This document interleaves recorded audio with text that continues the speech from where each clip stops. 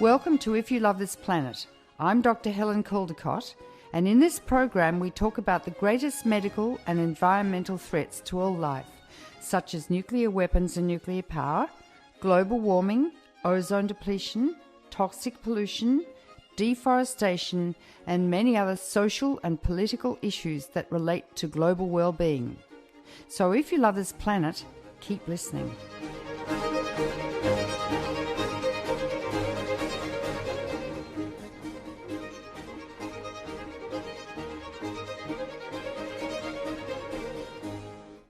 Hello and welcome to If You Love This Planet. My guest today is Arnie Gunderson, an energy advisor with Fairwinds Associates, a company who provide research, analysis and paralegal services around environmental and energy issues.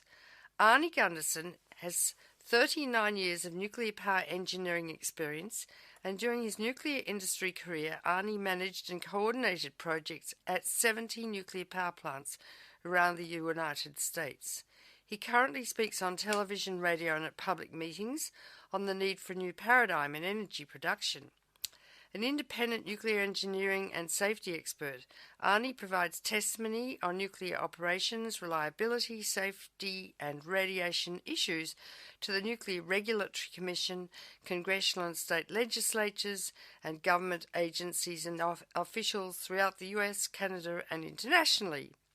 Arnie Gunderson, welcome to If You Love This Planet.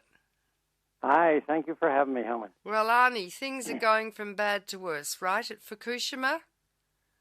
They're certainly not getting any better. But Arnie, did they know right at the beginning that there was a meltdown within the first few hours in Unit 1? Did they sit on that data and cover it, or did they not know? I think there's three agencies involved. I think the Japanese on the scene wanted to believe the best. Yeah. And I've seen that at Chernobyl, and I saw that at 3 Mile Island. Yeah. And, you know, when you have two instruments, one is awful and one is good, you believe the one that's good. But pretty quickly, I think at management levels, they knew things were really bad. But moving up the chain through the government became a real problem there. The second agency involved was the IAEA, the International Atomic Energy Agency, and they have a charter to promote nuclear power. So I don't think we were going to get a very strong statement out of them early on. And then the last one is the Nuclear Regulatory Commission, and it's now apparent that they knew and didn't tell. Why? Why? Well, behind the scenes, we know from Wall Street Journal yesterday that there was private meetings at the ambassador level where the United States was telling Japan that you're about ready to lose northern Japan. So that didn't come from the State Department. It obviously came from the NRC. So the NRC knew but chose not to tell. Why? Oh, I think it's the same thing, Helen. I think it's promoting nuclear power. They are evil. I can't say anything else. Look, in medicine, you have to have informed consent from a patient about every procedure you do, and you have to tell them what could happen, that you might rupture their esophagus, they might develop peritonitis. If, you know, the tube goes through the esophageal wall or whatever, you have to be honest. That's now legal.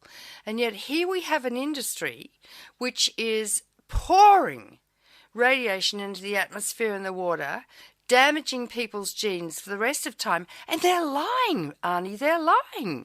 They can't, it's almost beyond my belief as a doctor to imagine how these people can be so wicked. Well, they also turned off, the EPA here in the States, turned off the radiation monitors. Yeah. And we're discovering now that the air in Seattle, compared to the air in Tokyo, it was only half. There was almost half as much radioactive tiny particles called hot particles in the air in Seattle as it was in Tokyo, and yet we're turning off the United States radiation detectors. Why is the Environmental Protection Agency turning off the monitors? Well, I wish I had a secret memo, but I think you've hit it on the head that there's a lot of industrial Sabotage. people who are concerned that they don't want this thing to frighten people. But in fact, I mean, you understand hot particles, and the air over Seattle was loaded with hot particles, as it was over Tokyo in April and May. Okay, so Arnie, explain to the audience what is a hot particle and what is it composed of, and what can it do once it gets into the body? Well, it's very small. It's smaller than the thickness of a hair, but that has a lot of radioactive atoms in it. And what can happen is it can get ingested through saliva, which is why everybody was supposed to water their spinach, but it can also get inhaled and stick in your lung. And in either case, it's got a charge. The other word for these, Helen, is fuel fleas. Oh, yeah. Because they're charged and they jump. Do they jump? Yeah. You'll see them jump to a charged surface. So these fuel fleas or hot particles have made their way across the Pacific, and at least the data for the Pacific Northwest indicates very high concentrations. About the average person in Seattle, well, the average person in Tokyo breathed in about 10 hot particles a day, and the average person in Seattle breathed in 6. So there really, despite the ocean in between, there really wasn't much difference. So are they composed of plutonium or I mean, what are the elements in the hot particles, Arnie? Well, we're seeing plutonium, americium, and uranium, which are very heavy. And we're also seeing strontium and cesium, which are quite heavy but not as heavy, and all of which emit a very powerful either a beta ray or an alpha particle, and they slam into the internal tissue and disgorge their energy in a very small area. But they do it and do it and do it again and again and again as they decay. So it's an irritant in your lung or an irritant in your the bowel or in your pancreas. Or liver. Somebody's wind up going there. Bone, yeah. Yes, correct. And so that constant irritation over time can cause a cancer.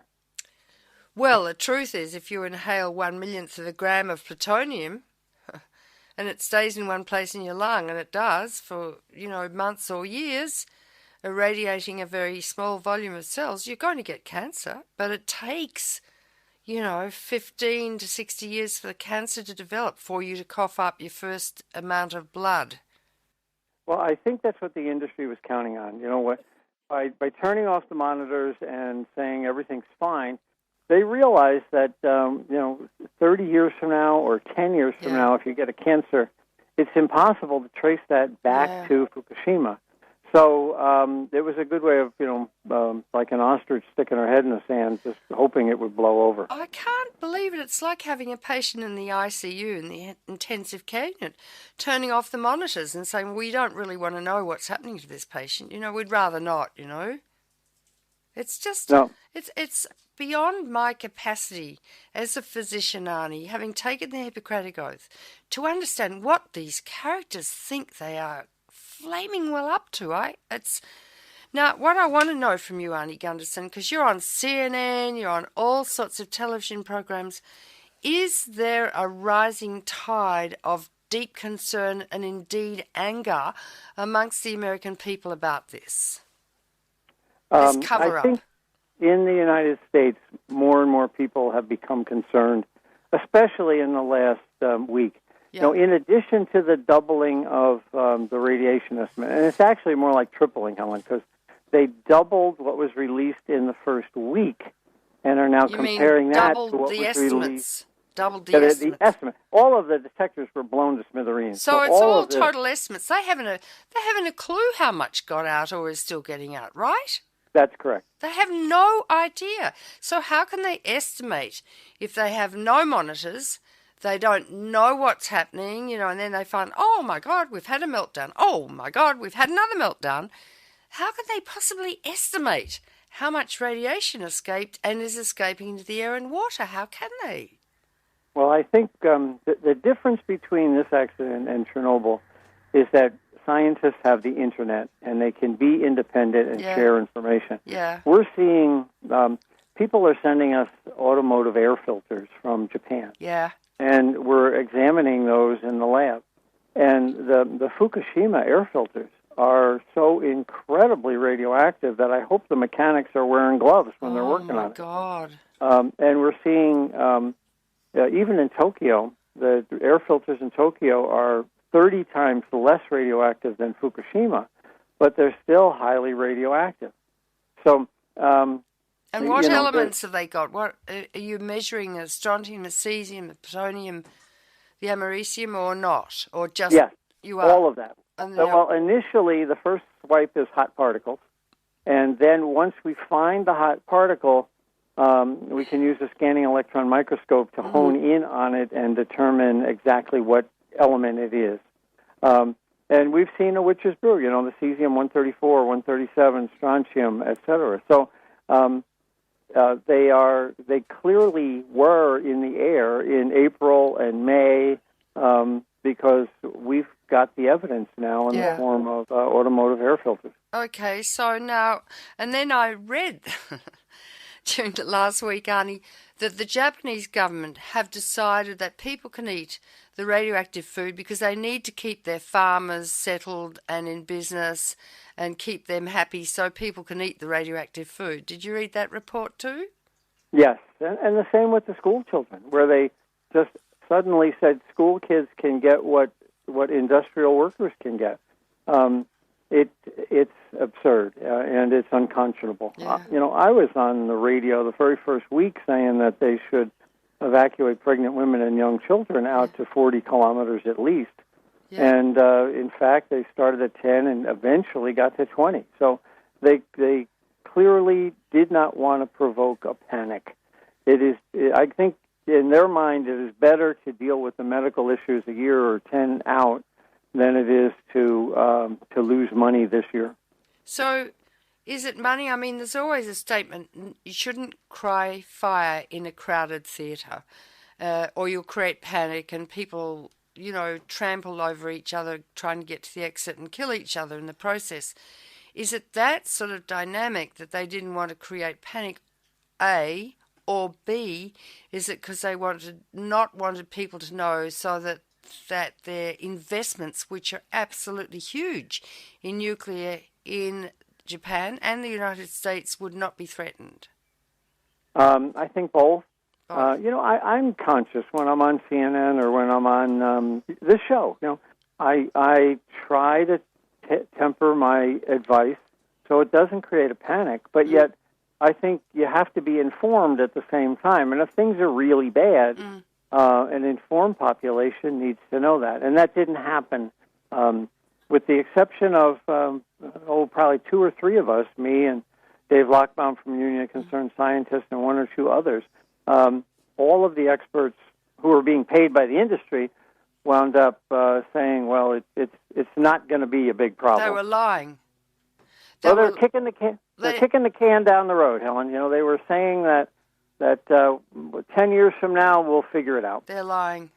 They need to be indicted and jailed, obviously. That's what I would say as a physician. But let's get on to the next thing, Arnie. Here we are in the middle of the accident. We now learn that units 1, 2, and 3, which you predicted all along, have actually melted down. That unit 4 is very unstable with that huge fuel pool on top of the building full of huge amounts of radioactive materials, and the building is tilting. We have the molten fuel in units 1, 2, and 3 hitting the concrete floor. Possibly there could be a hydrogen explosion. We have the possibility of an aftershock, a big earthquake. Can you just sketch the possibilities of how another major accident could occur, and now the winds have turned and they're blowing south over Japan and the rains are coming? Just sort of illustrate the possible scenarios that could occur from now on, Arnie Gunderson.